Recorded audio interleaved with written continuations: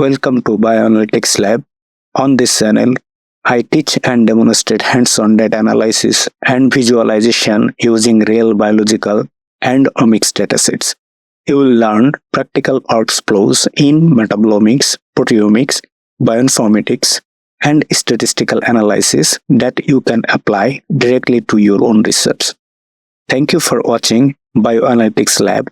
So if you find these videos helpful, please like, subscribe, and turn on notification so you do not miss upcoming tutorials and new contents.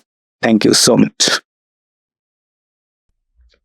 In this video, I will show you how to perform t-test and ANOVA analysis in R using real normalized metabolomics or omics style data. We will calculate p-values, false discovery rate or FDR, log to fold change and linear fold changes, and finally export everything into publication-ready Excel reports. The workflow is widely used in metabolomics, proteomics, transcriptomics, and lipidomics for the biomarker discovery project. Let's get started. So why statistical analysis is important? Before jumping into analysis, let's quickly understand why statistics matter in metabolomics, proteomics, and lipidomics. In metabolomics, proteomics, or lipidomics, we usually measure the 100 or 1000 of molecules. Not all of them are biologically meaningful.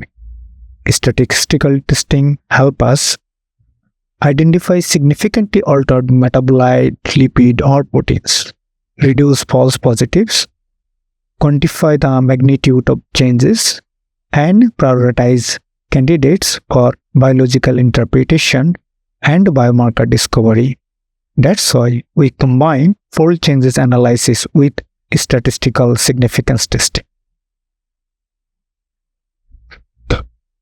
Two-group comparison using t-test. Now let's talk about two-group comparison. If you are comparing, suppose, tumor versus normal, treated versus untreated, case versus control. For each metabolite, protein or lipid, you will obtain p-value, false discovery rate, fold change, log to or linear fold change. When we compare among multiple groups using ANOVA, let's move to the multiple group analysis. If you have more than two conditions, different doses, multiple treatment groups, time course experiments, for each metabolite, protein or lipids, ANOVA will generate p-value or false discovery rate. Here, we cannot generate log to fold change or linear fold change because of the multiple groups.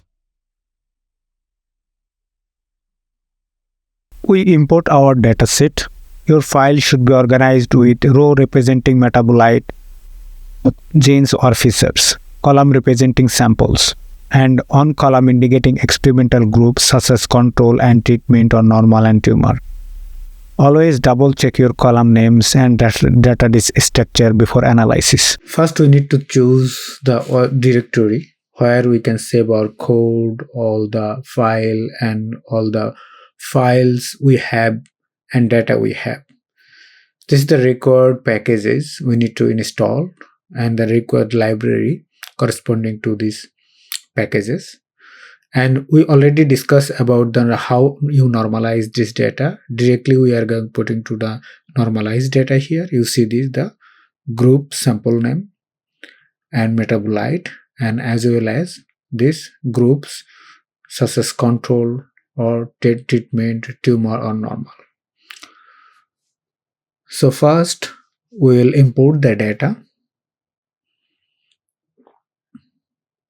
and we'll separate the group from the dataset,